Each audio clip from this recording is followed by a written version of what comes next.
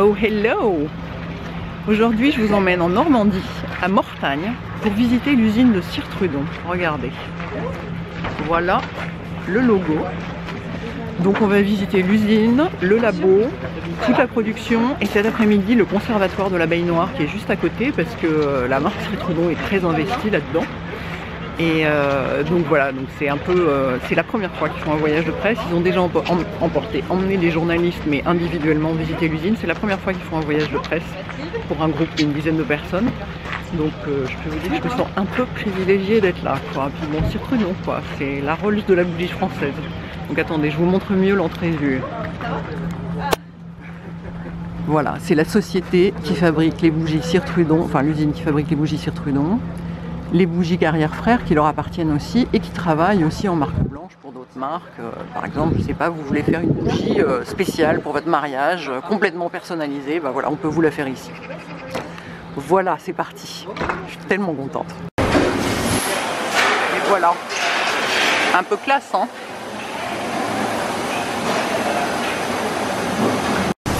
Ici, c'est les différents types de cire utilisés.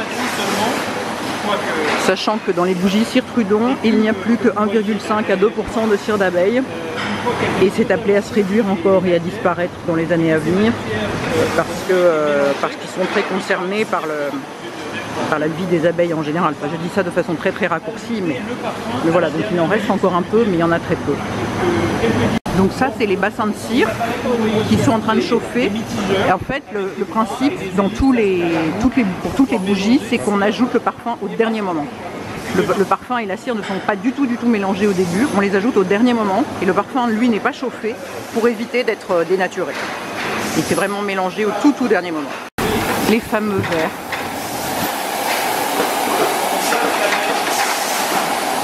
Ici, c'est une machine pour placer les mèches au fond des verres.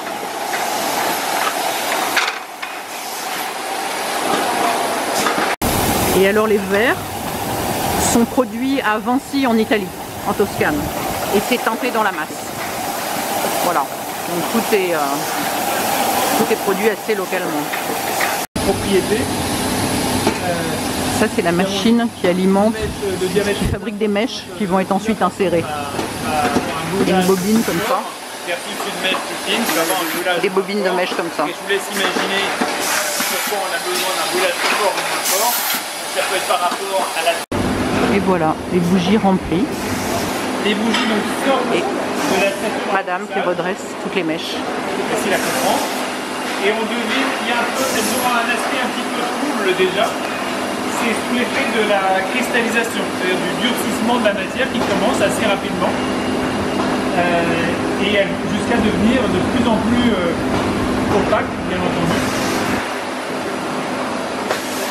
Donc là, par ces essais, Laurence est déjà en train de commencer faire une sorte de pré-redressage, comme je l'indiquais plus tôt. Et alors pour les très grosses bougies, on remplit tout est fait à la main, on pose les mèches à la main, on met la cire à la main, et en fait il y a des bulles d'air qui se créent dedans. Du coup après on vient percer des trous à la perceuse dedans pour vider les poches d'air et remettre encore de la cire dedans pour que ce soit uniformément rempli en fait.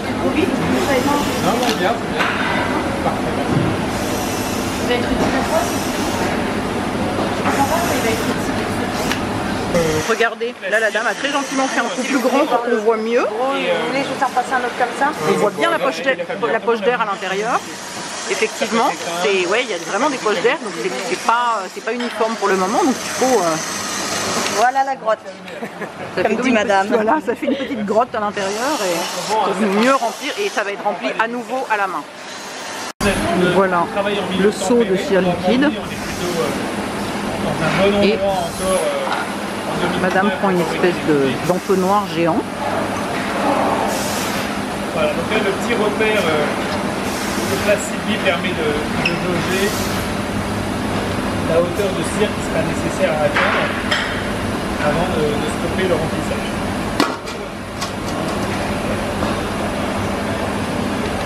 Donc le premier niveau de cire a été placé à l'aide du seau. Et le dernier niveau, il est fini à l'aide du pistolet. pouvoir l'atteindre très progressivement. Mais vous faisiez au saut à une époque. Oui, mais Vous êtes nerveuse? non.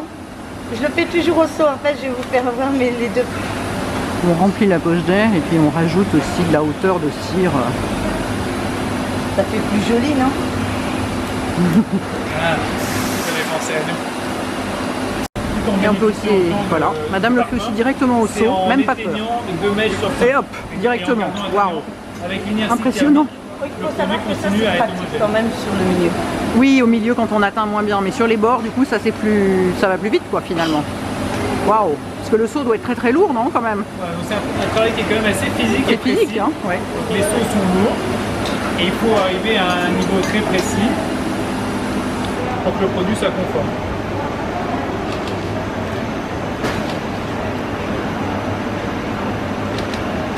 Et donc dans ces grandes bougies, il y a 2,8 kg de cire et 5 mèches.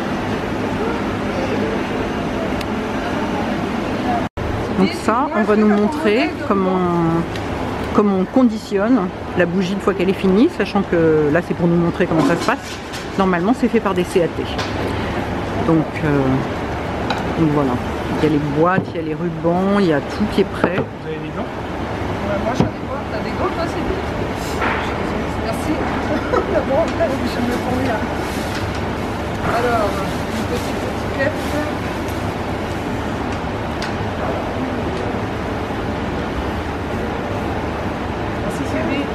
Il n'y a aucune pression, prenez votre temps. Justement, l'idée c'est de comprendre en ce moment le temps que ça prend de fabriquer une bougie Trudon.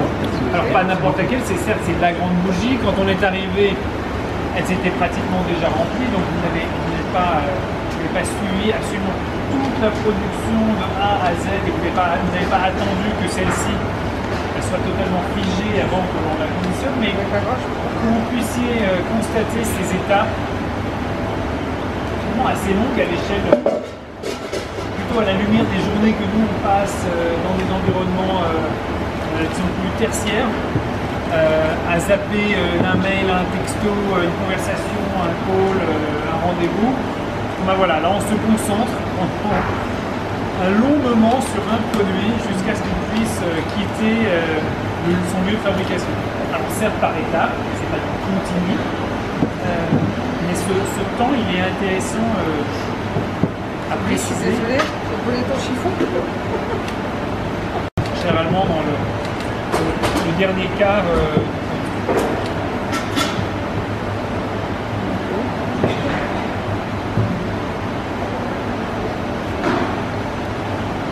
Pendant ce temps, Sylvie juste derrière fait le premier remplissage de verre vide que je vous ai montré.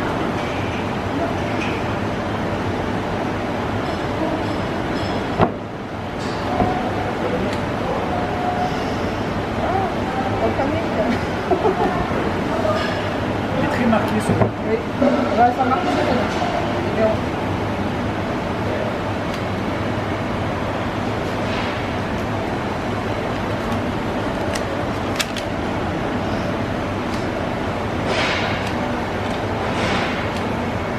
C'est les nouvelles. Oui.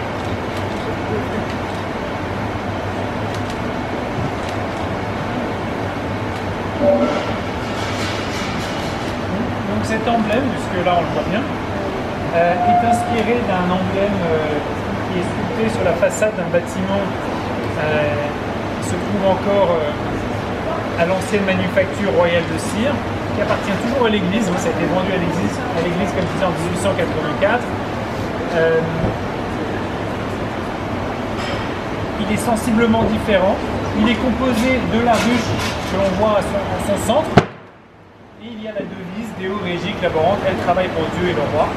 Nous avons rajouté en haut, vous l'avez peut-être deviné, enfin, vous n'avez sans doute pas deviné ce que c'était, mais vous avez vu qu'il y avait un petit emblème dans l'emblème en haut là. C'est l'un des emblèmes de Louis XIV que l'on a souhaité incorporer dans notre emblème. C'est bien évidemment une référence historique. C'est sous le règne de Louis XIV que la manufacture royale de cire a été créée. Donc ça avait tout son sens que l'on ne rajoute pas. qui servent à protéger les produits une fois fabriqués. Dans les cartons de remouvement, on est passé sur une qualité biodégradable. Dans la mesure du possible, on essaye de se fournir auprès de fournisseurs qui sont dans cette démarche de proposer des produits issus de filières les moins impactantes possibles et si possible en mesure de nous fournir des produits biodégradables quand c'est possible. Voilà, c'est un début et ce sont des réflexes que l'on essaie de mettre en place le plus rapidement possible à notre échelle. Donc là, typiquement, le papier qui recouvre cette boîte est un papier de qualité FSC, merci, avec FCS, FSC, et c'est bien un minimum aujourd'hui. Après, on propose... les cierges, avant je les frotte avec un chiffon pour enlever tous les défauts. Et puis après, je les trempe dans le bain coloré. Je l'incline au début de côté pour éviter les bulles. Je trempe. Waouh! Et après, je le trempe dans de l'eau froide qui donne l'aspect brillant, qui fige la couleur. Waouh! La gestuelle que vous avez vue est systématique. Émile va recommencer et ce sera exactement le même. Je prends une pince pour cela parce qu'elles sont très lourdes, elles font plus d'1 kilo.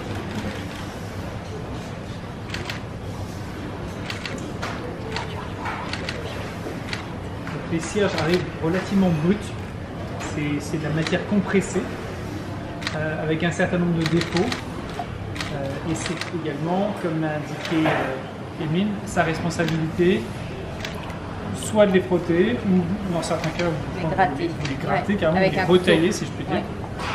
Parce qu'évidemment la recouverture ne pardonne pas. Le moindre défaut qui subsiste sur la base va se voir immédiatement lors de la recouverture. Donc pour avoir cette surface parfaitement lisse, il y a toujours un petit aspect granulé, c'est inévitable, ça reste des produits simples en essence mais et aussi fabriqués à la main. Ces très légères irrégularités sont aussi ce que l'on recherche. Et voilà, on place les camés Napoléon sur le cierge qu'on vient de voir. En cire, là on est en 100% paraffine, hein, pour les raisons que j'ai indiquées plus tôt, pour que le produit se maintienne dans le temps. Lorsqu'il est encore un petit peu tiède, Sylvia est en mesure de le placer sur le cierge, qu'il épouse la courbure du cierge. Vous voyez, les moules sont en élastomère, ça permet de sortir les camés comme des petits financiers. Là autour de nous, Napoléon, voilà, on passe aussi encore mieux. Donc, Marie-Antoinette et Napoléon sont un peu une marque de fabrique. Là, c'est la peinture du camé. Tous nos camés sont peints couleur or.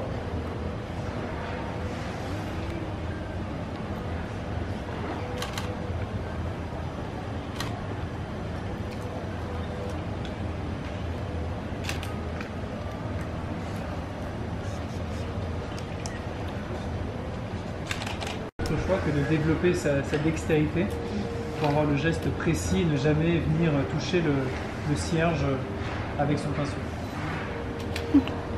J'admire votre sang-froid parce qu'il est pas mal Alors, ici c'est l'atelier de moulage, c'est-à-dire c'est comme vous voyez des bougies.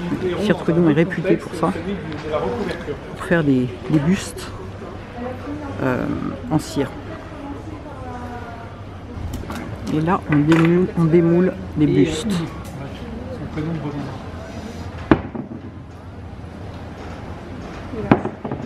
Là, c'est Marie-Antoinette que l'on sort. Les moules nous ont été fournis pendant longtemps par la Réunion des musées nationaux, parce qu'ils ont un atelier de moulage, mais qui a principalement pour vocation de reproduire des œuvres monumentales en vue de préserver les originales.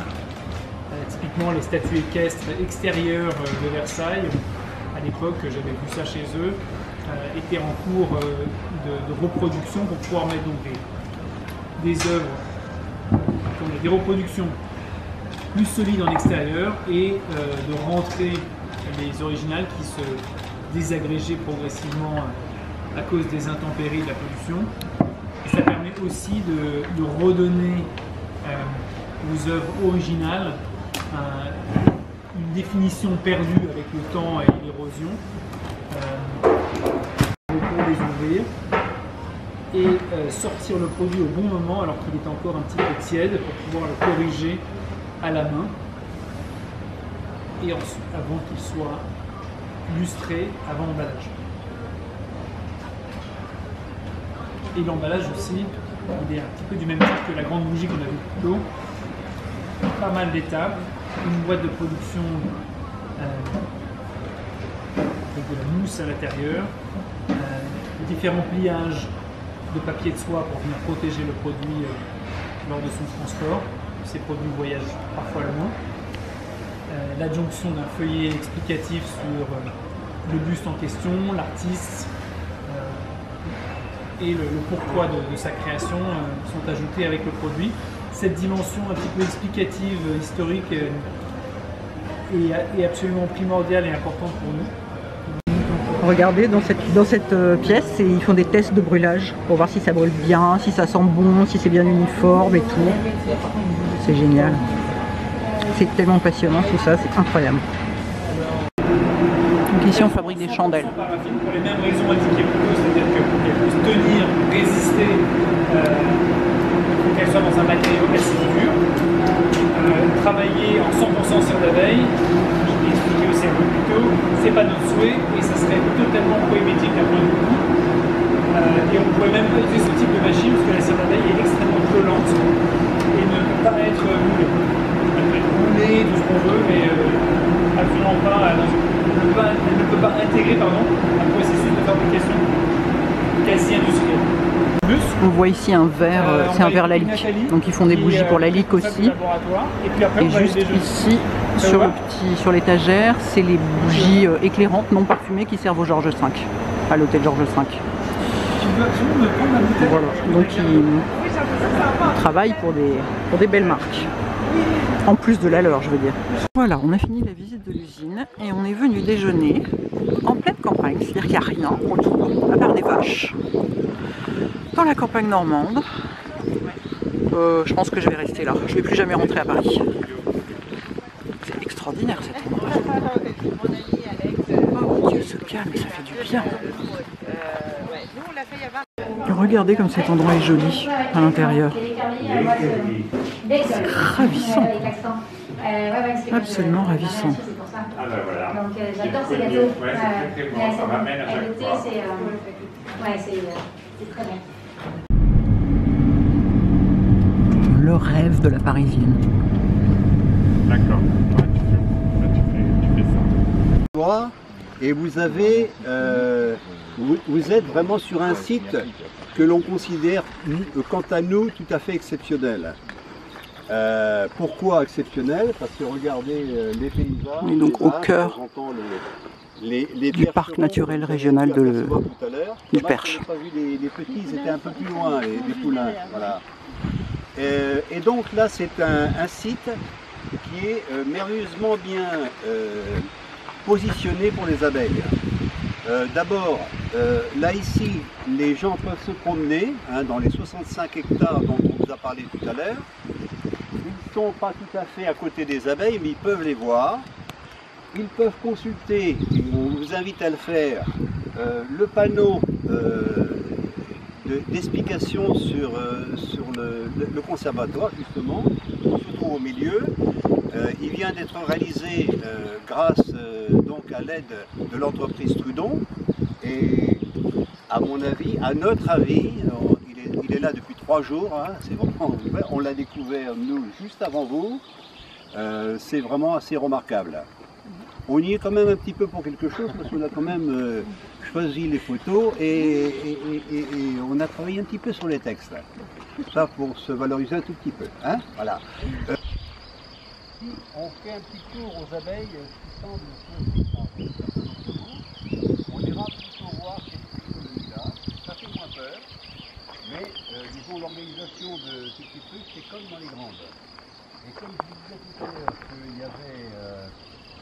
comportement un petit peu problématique de la part de nos abeilles en ce moment, qui sont un peu plus nerveuses que d'habitude. Je pense quand même que le yo-yo climatique, c'est le plus vite pour quelque chose de mieux. Et lorsqu'on...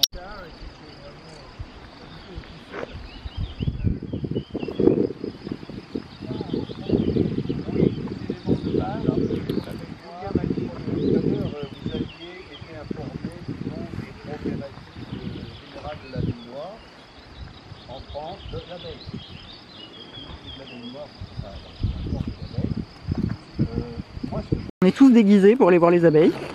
Attendez, je me pousse pour pas être complètement sous le nez des gens. Parce que là, il y a des abeilles qui sont un petit peu énervées d'après le monsieur qui s'en occupe. Donc on est tous déguisés, y compris moi. Et par ailleurs, j'ai des gants, vous voyez. Alors je ne sais pas ce que je vois. Voilà. Hein? Vous êtes contents, hein? Ça valait le coup. Puis alors, c'est très pratique ça pour manier un appareil photo, un iPhone, tout ça. Enfin voilà, donc nous sommes équipés pour aller voir les abeilles noires. Et donc les abeilles noires, en fait, c'est l'abeille traditionnelle européenne qui est là depuis hyper longtemps. Elle a survécu à 2 glaciations. Et elle est évidemment hyper importante pour la pollinisation, pour le maintien de la biodiversité. Et donc ici, ils s'emploient à la maintenir en vie, à l'aider à se reproduire et à bien vivre et survivre et continuer à se développer. Voilà, je vais voir si j'arrive à éteindre ma caméra, c'est pas gagné. Peut-être je ne pourrai jamais avec mes gants de cuisine. Regardez notre petite troupe d'apiculteurs. Et alors le monsieur responsable qui lui n'a donc même pas mis de capuche, rien du tout, il a dit à partir de 5 piqûres on se replie. Bon, a priori, oui si ça pique à travers le jean ces trucs là, mais bon, ils peuvent pas nous piquer ni les mains ni le visage. Ah, il va les enfumer un peu, on puisse s'approcher.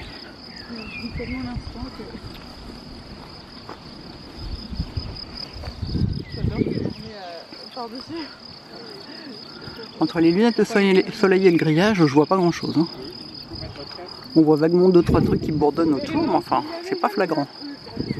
Donc la fumée c'est censé, alors d'une part, rappeler aux abeilles qui ont une mémoire génétique, lorsque pendant des milliers d'années elles ont été dans les forêts, quand elles sentaient la fumée, ça voulait dire incendie, ça veut dire danger, donc immédiatement se préviennent pour la suite.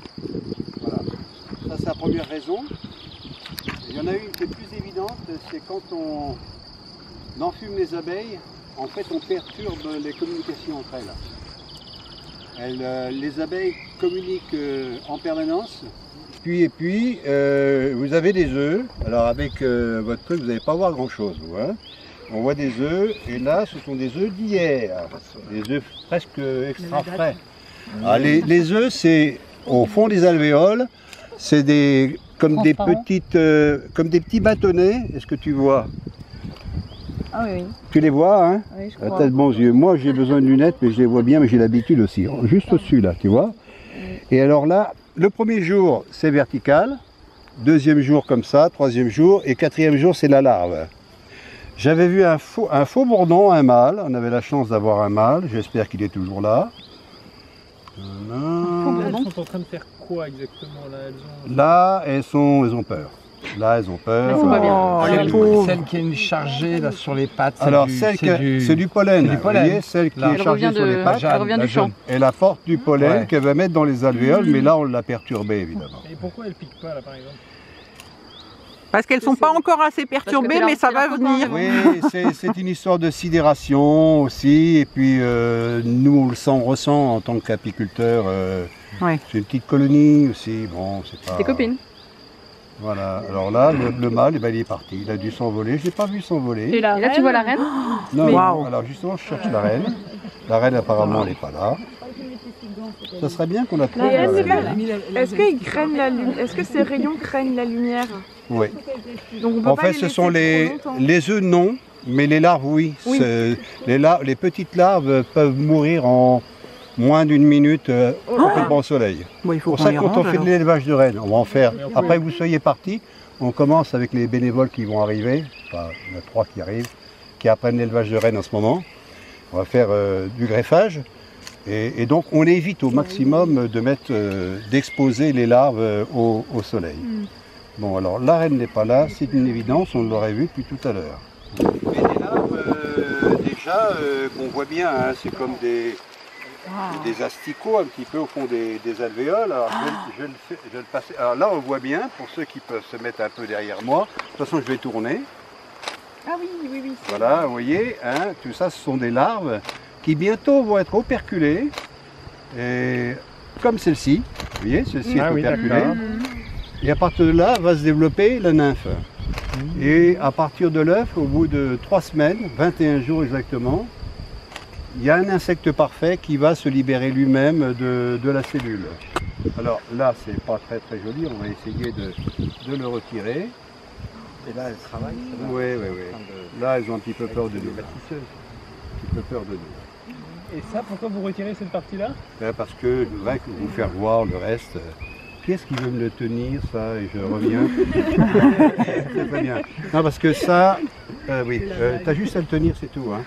Je vais le remettre dans la colonie. Non, la reine n'est pas là. Et je ne voudrais pas perdre les abeilles. Il n'y en a pas beaucoup. On va y monter vite, hein. Courage, courage. Très belle position. Salut. Allez, on saute. Donc là, c'est très bien. Elle l'a très bien tenu. Hein, et en souplesse en plus. Lâche tout. Voilà.